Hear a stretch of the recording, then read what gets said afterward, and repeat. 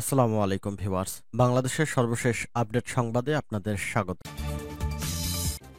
জানিয়ে দিব হাতে থাকা সর্বশেষ আপডেট বাংলা সংবাদ। প্রথমেই সংবাদ শিরোনাম। ছাত্রদের নতুন দলের সঙ্গে আমি যুক্ত নই বলেছেন আসিফ মাহমুদ।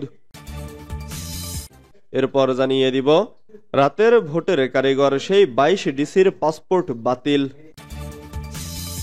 এদিকে জাতীয় নির্বাচনে চোখ ইসির, অক্টোবরের মধ্যেই তফসিল ঘোষণার প্রস্তুতি। ভোটের কেনাকাটার জন্য সরকারের কাছে চাওয়া হয়েছে বরাদ্দ।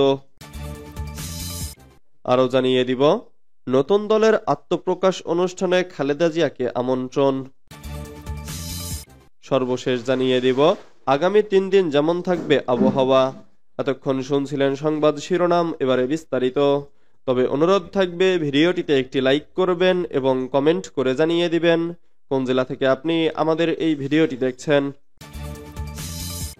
ছাত্রদের নতুন দলের সঙ্গে আমি যুক্ত নই বলেছেন আসিফ মাহমুদ। স্থানীয় সরকার, পল্লী উন্নয়ন ও সমবায় মন্ত্রণালয় এবং যুব ও ক্রীড়া মন্ত্রণালয়ের উপদেষ্টা আসিফ মাহমুদ সজীব ভুইয়া বলেছেন, আমি নতুন দলের কার্যক্রমের সঙ্গে যুক্ত নই, কারণ আমি এখন সরকারের দায়িত্ব নিয়েছি। এ সরকারের গণতান্ত্রিক রূপান্তরের যে দায়িত্ব আমাকে দেয়া হয়েছে, সে জায়গা থেকে আমরা কোনো রাজনৈতিক দলের সঙ্গে যুক্ত থাকতে পারব না।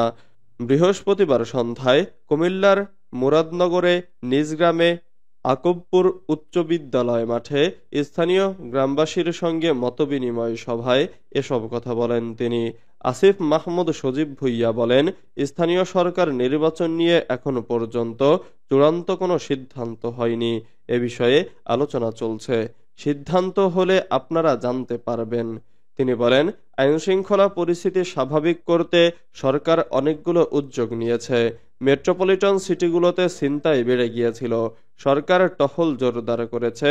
ঢাকার প্রতিটি মোড়ে মোড়ে বিভিন্ন বাহিনীর টহল রয়েছে, বাহিনীগুলো অ্যাক্টিভ রয়েছে। আমরা আশা করছি দ্রুতই আইনশৃঙ্খলা পরিস্থিতি নিয়ন্ত্রণে চলে আসবে। রাতের ভোটের কারিগর সেই 22 ডিসির পাসপোর্ট বাতিল। ভারতে পলাতক পতিত স্বৈরাচার শেখ হাসিনার দোসর হিসেবে পরিচিত বেশ কয়েকজন আমলার পাসপোর্ট বাতিল করা হয়েছে। এদের বেশিরভাগই সাবেক সরকারের আমলে অনুষ্ঠিত একাধিক বিতর্কিত নির্বাচনে জেলা প্রশাসক হিসেবে দায়িত্ব পালন করেন। সংশ্লিষ্টরা জানান, 5 আগস্ট ছাত্র জনতার রক্তাক্ত অভ্যুত্থানের মধ্য দিয়ে স্বৈরাচার পতনের পর প্রশাসনে শুদ্ধি অভিযান শুরু হয়। এক পর্যায়ে সাবেক সরকারের দোসর হিসেবে চিহ্নিত কর্মকর্তাদের অনেককে বাধ্যতামূলক অবসরে দেওয়া ছাড়াও বিশেষ ভারপ্রাপ্ত হিসেবে বদলি করা হয়। এরই ধারাবাহিকতায় সংশ্লিষ্ট কর্মকর্তাদের পাসপোর্ট বাতিল করে দেশ থেকে নিষেধাজ্ঞা দেওয়া হচ্ছে। সূত্র জানায়, পাসপোর্ট বাতিল হওয়া কর্মকর্তাদের বেশিরভাগই স্বৈরাচার সরকারের আস্থাভাজন ছিলেন। 2014 এবং 18 সালের বিতর্কিত নির্বাচনে তারা দেশের বিভিন্ন জেলায় ডিসি ছিলেন। সে সময় অনেকটা একদলীয় স্টাইলের নির্বাচনে তারা ব্যাপক ভোট কারচুপিতে জড়িত ছিলেন। পরে ভোট কারচুপির পুরস্কার হিসেবে দ্রুততম সময়ে তাদের পদোন্নতি ঘটে। এছাড়া অনেককে সরকারের বিভিন্ন গুরুত্বপূর্ণ পদে পদায়ন করা হয়। জাতীয় নির্বাচনে চোখ ইসির, অক্টোবরের মধ্যেই তফসিল ঘোষণার প্রস্তুতি। ভোটের কেনাকাটার জন্য সরকারের কাছে চাওয়া হয়েছে বরাদ্দ। ত্রয়োদশ জাতীয় সংসদ নির্বাচন অনুষ্ঠানকে অগ্রাধিকার দিয়ে সব ধরনের প্রস্তুতি নিচ্ছে নির্বাচন কমিশন। এক্ষেত্রে আপাতত স্থানীয় সরকারের কোনো নির্বাচন অনুষ্ঠানের চিন্তা করছে না কমিশন।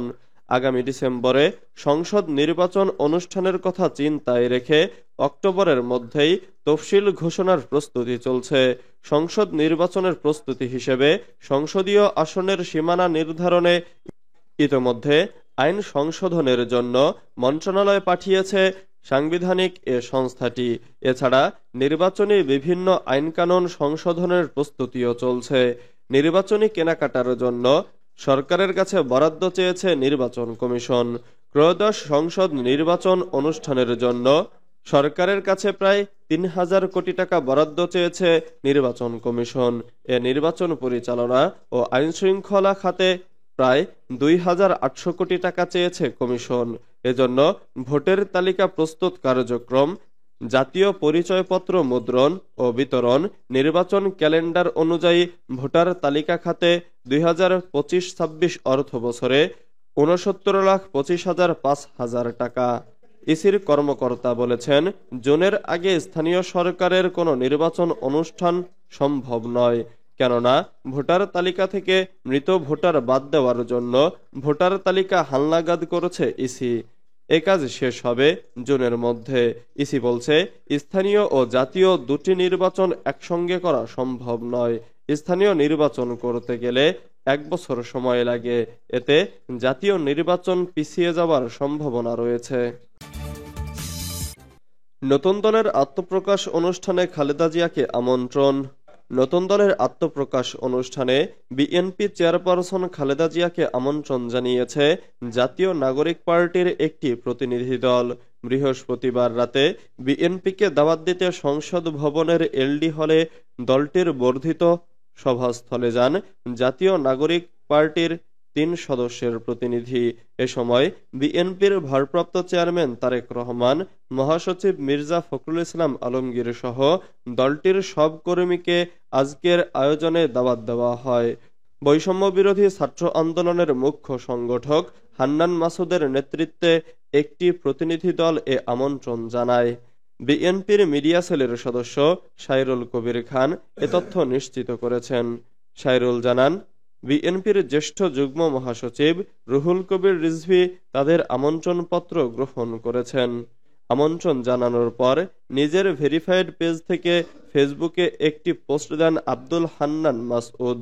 সেখানে তিনি লিখেছেন, আপসহীন নেত্রী বেগম খালেদা জিয়া, বিএনপির ভারপ্রাপ্ত চেয়ারম্যান তারেক রহমান ও বিএনপি মহাসচিব মির্জা ফখরুল ইসলাম আলমগীর সহ ফ্যাসিবাদ বিরোধী দীর্ঘ লড়াইয়ের অন্যান্য সিনিয়র নেতৃবৃন্দকে দাওয়াত পৌঁছানো হয়েছে।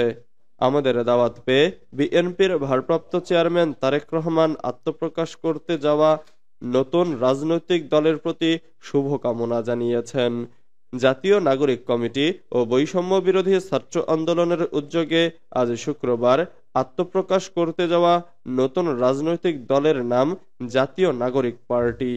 দলটির আহ্বায়ক পদে নাহিদ ইসলাম ও সদস্য সচিব পদে আক্তার হোসেনের নাম চূড়ান্ত হয়েছে।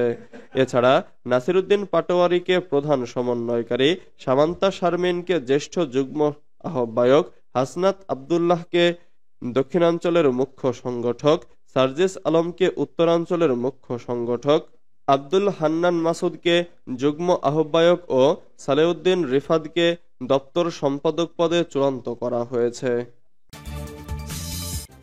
আগামী 3 দিন যেমন থাকবে আবহাওয়া। আগামী 3 দিন কেমন থাকবে আবহাওয়া তা জানিয়েছে আবহাওয়া অফিস। আবহাওয়াবিদ মোহাম্মদ তরিফুল নেওয়াজ কবির জানিয়েছেন, মৌসুমের স্বাভাবিক লঘুচাপ দক্ষিণ বঙ্গোপসাগরে অবস্থান করছে। এ অবস্থায় শুক্রবার 28 ফেব্রুয়ারি সকাল পর্যন্ত অস্থায়ীভাবে আংশিক মেঘলা আকাশ সহ আবহাওয়া প্রধানত শুষ্ক থাকতে পারে। তবে রংপুর বিভাগের 2-1 জায়গায় বৃষ্টি অথবা বজ্রসহ বৃষ্টি হওয়ার সম্ভাবনা রয়েছে। শেষ রাত থেকে ভোর পর্যন্ত দেশের নদী অববাহিকার কোথাও কোথাও হালকা কুয়াশা পড়তে পারে। সারা দেশে রাতের তাপমাত্রা প্রায় অপরিবর্তিত থাকতে পারে এবং দিনের তাপমাত্রা সামান্য হ্রাস পেতে পারে।